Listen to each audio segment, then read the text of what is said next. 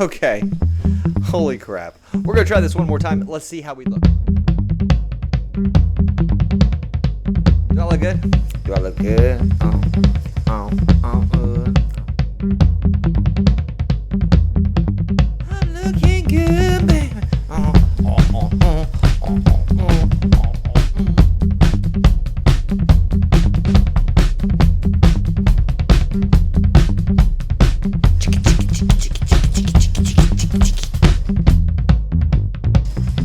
Okay, that was stupid.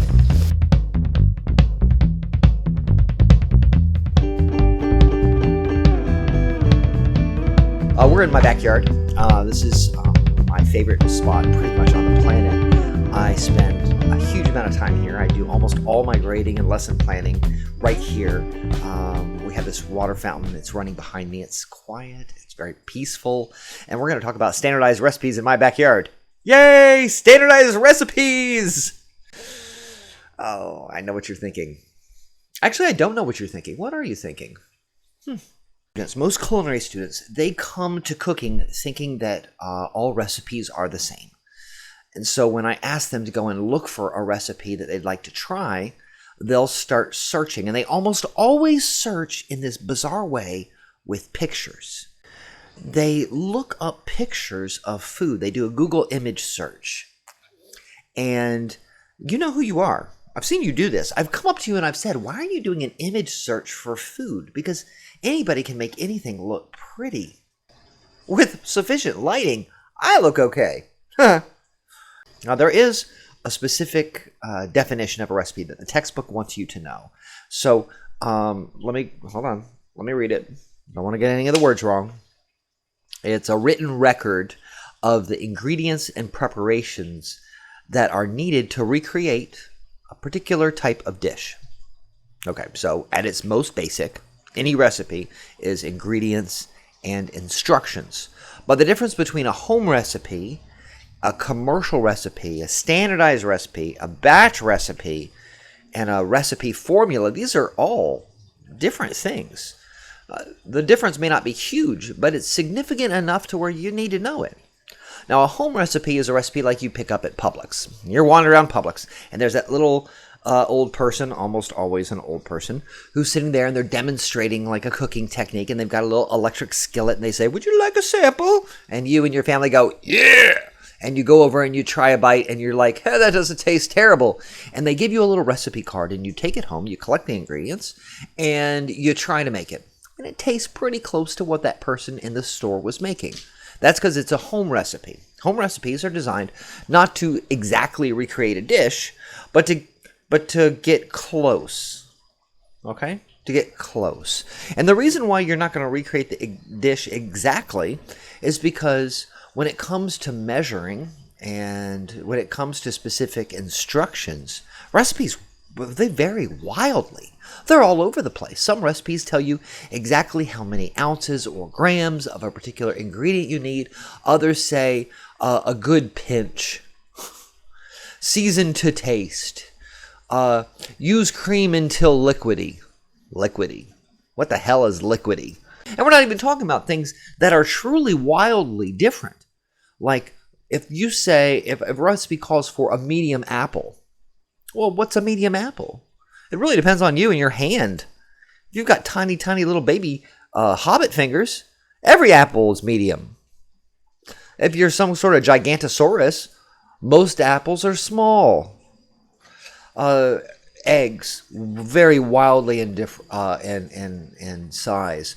Garlic cloves, add 2 garlic cloves. Well, if you've worked with garlic, you know that a garlic clove could be the size of a quarter. It could be the size of a pea. This is so inaccurate, but that is the nature of the home recipe. They tend to be inaccurate, but they're not going to be perfect.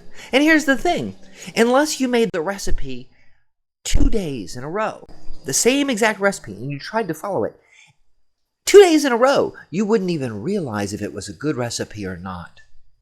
You might think, "Oh, I just must have made it wrong." Well, actually, no, it was a bad recipe. Or you find a recipe that has a ton of great reviews and you try to make it and it tastes terrible and you go, ugh, I don't know what those people were thinking. Might not have been all those people who gave it a great review. It might be you made a measuring mistake, didn't follow an instruction, or maybe the instructions just weren't very clear. Home recipes are by their very nature, unclear. They're just unclear. Commercial recipes, standardized recipes, on the other hand, are designed with an entirely different goal altogether. We're not trying to get close to a dish. We're trying to recreate a dish exactly. Precision. Standardized recipes are all about precision. And we'll get into why that's so important in just a second. But first I want to cover just some of the things that the textbook believes are really important for you to know about standardized recipes in general. Then we'll talk about some batch recipes, and then we'll talk about some batch formulas.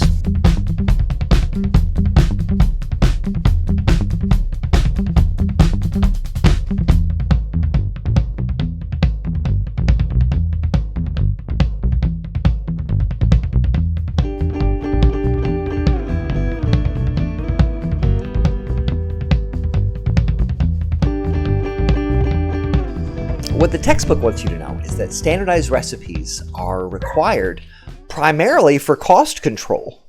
See, if I have a recipe and it's going to create 4 dishes and I'm going to charge $19.95 for each of those 4 dishes, I won't make the profit margin I need. My business won't stay afloat. My doors will close and people will say, that was such a good restaurant. Why did they go out of business?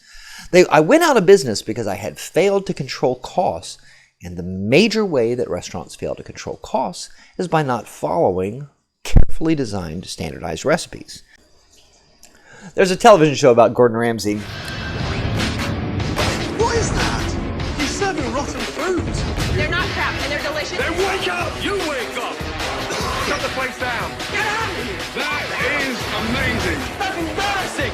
And he goes and he visits restaurants that are struggling and soon to go out of business. And almost always, they are not controlling their recipes. It's one of the first things he yells at them about. You have to control your recipes. And here's the reason why. You cannot cost a menu item if you don't have a standardized recipe that tells you exactly how much of what items go into making it.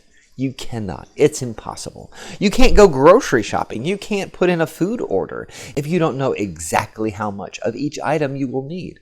If you're making 75 steak dinners and you don't know exactly how big the steak portion is, how much steak do you need to buy?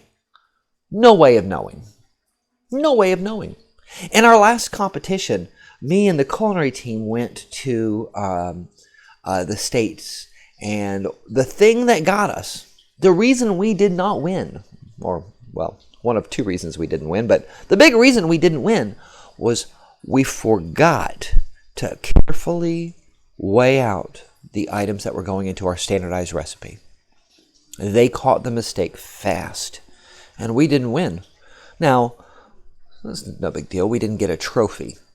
And for a business owner, that means you've lost all of the investment because you're out of business now and you're closing your doors.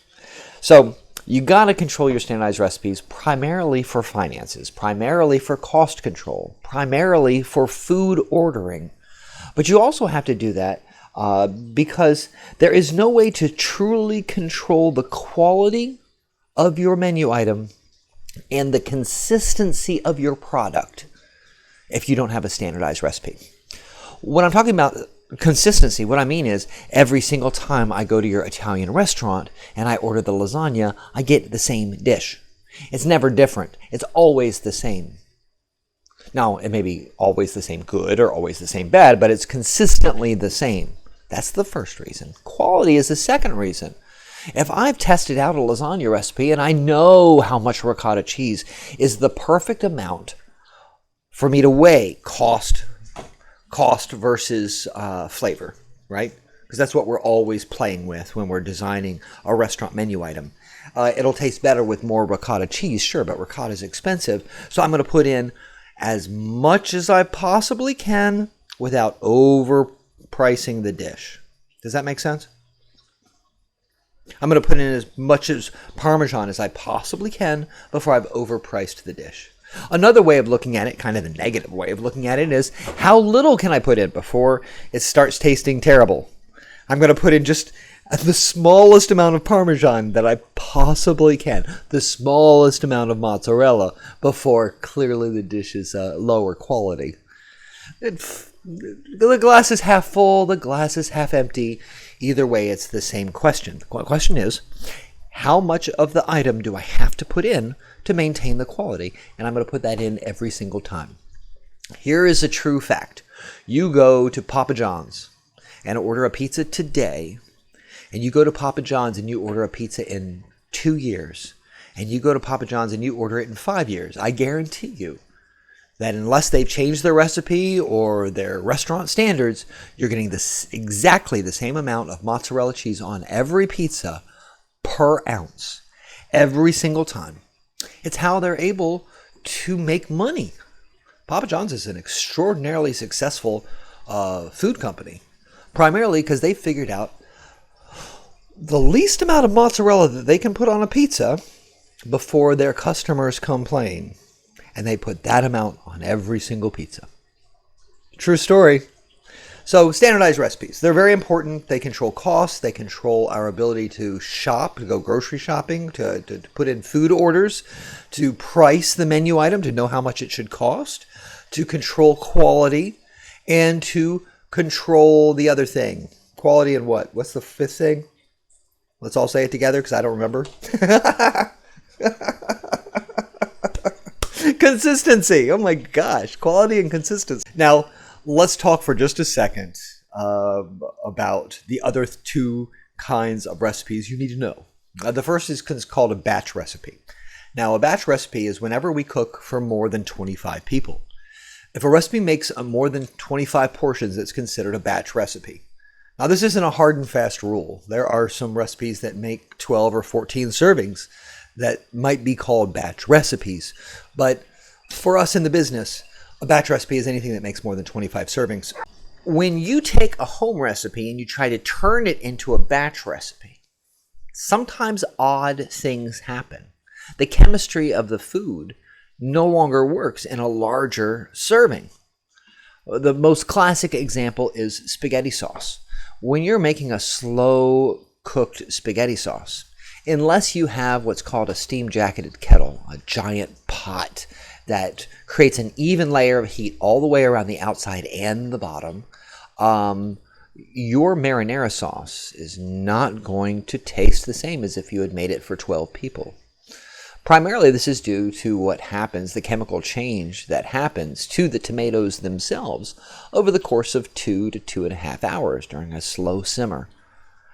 The Maillard reaction that slowly occurs as the sugars in the tomatoes caramelize doesn't happen when the vast majority of the sauce is never going to come down to where the heat is. Some recipes, when you convert them to batch recipes, have to be adjusted, either in ingredients or in instructions, in order to recreate the flavor. Some things taste better in giant batches than they do in small batches. Stock comes to mind. When you're making a giant batch of stock, it just tastes better when you're making 20 gallons than when you're making 3. That's just the way it is. Some things only taste really, really good in small batches. The students and I catered a dinner for somebody at the Apopka VFW. Who was it? I don't remember who we were doing that meal for. It doesn't matter. They don't matter. And so we were serving them chicken marsala. And chicken marsala is almost always cooked in a pan to batter. So when you're trying to pre-cook 150 servings, I think we did 250 servings of something that is normally cooked to order in one pan, maybe 2 servings at a time. The recipe isn't just altered, it's dramatically changed. Same name, but all of the process, most of the ingredients, are dramatically changed. This is the nature of commercial cooking. Now, that's batch cooking, giant portions.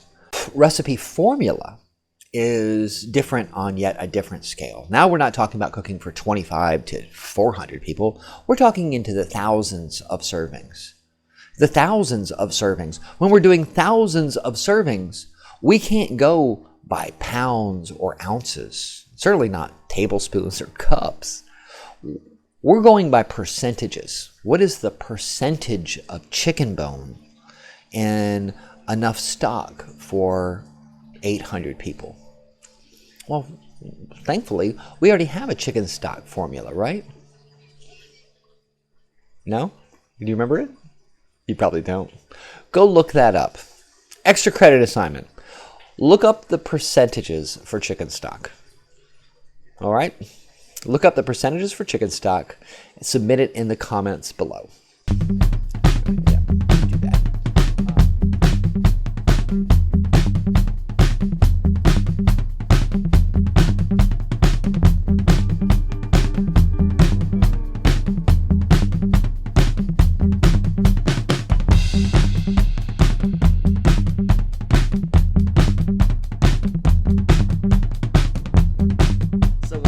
Standardized recipes, there are 7 things that are on all of them, with the potential 8th additional thing. All right, so the ingredients, they're almost always listed in the order of use, and they tend to be listed by either weight or volume. So you very rarely in a standardized recipe see 3.5 cups of flour.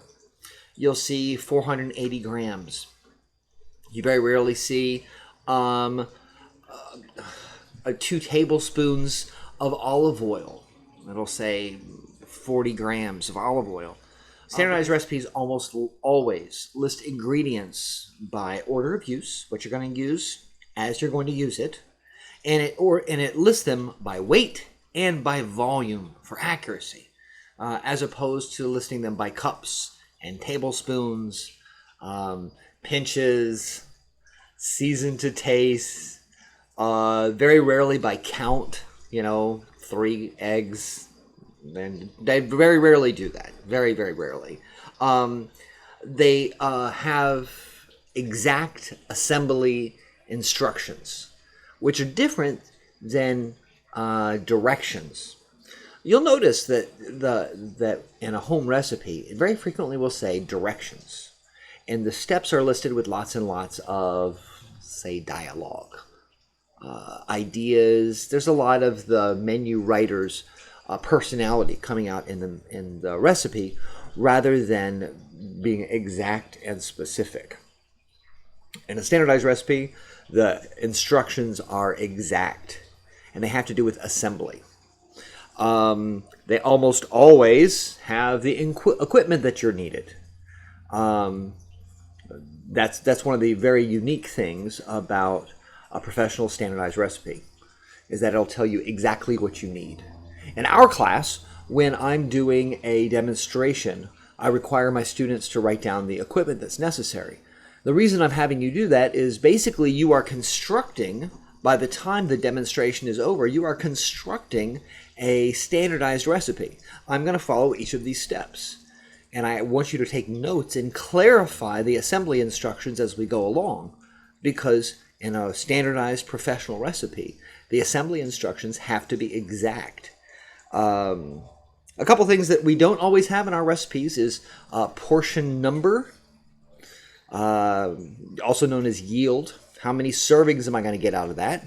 And we very frequently don't have portion size, how big those portions should be.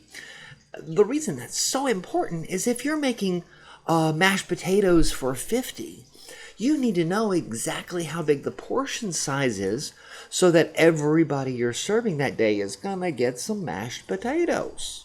You don't want to get to the end of the batch and say to the last 3 people, sorry, no potatoes for you. Billy Bob Thornton over there, who is portioning out the mashed potatoes, had a little bit of a heavy hand today, so there's none left for you. Portion size. Unbelievably important. Temperatures in terms of this is sort of a HACCP concept for those of you who remember from ServSafe. HACCP stands for Hazard Analysis Critical Control Point. And the critical control point in terms of temperature is I'm going to check my chicken when I pull it out of the fridge to make sure it's under 40 degrees. I'm going to make a note of the time that I pulled it out of the refrigerator and make sure that it's in the oven before 2 hours are up, because I have about a 2-hour window before that chicken is probably gone bad. Total. Because remember, there was the transit time before. And I only have 4 hours total where that chicken can sit at room temperature before it's trash. The last thing that is sometimes in standardized recipes, but very frequently not, nutrition. Calories, fat, protein, carbohydrates. There is one additional thing that some recipes have. I've seen it. It started cropping up maybe in the last 10 years, right as I was ending my career in the restaurant business, and I decided to become a teacher.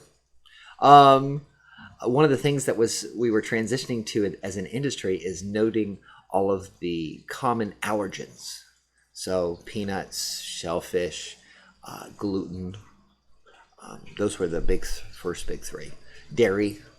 We would make a note so that if a waiter came into the back and said, hey, I got somebody who's got a strawberry allergy.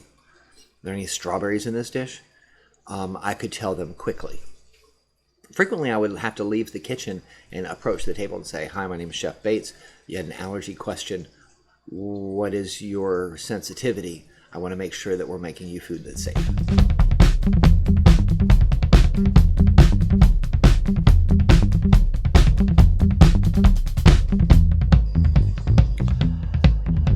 What is that show by Who Is That Chef?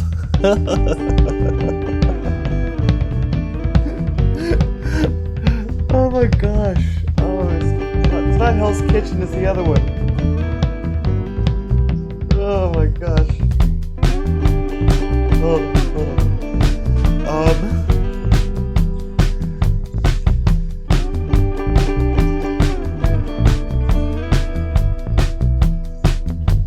Gordon Ramsay, sure.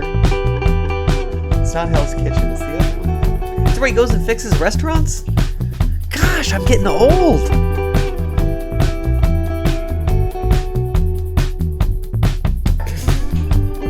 My dog's barking. She's staring at me. It's kind of creepy.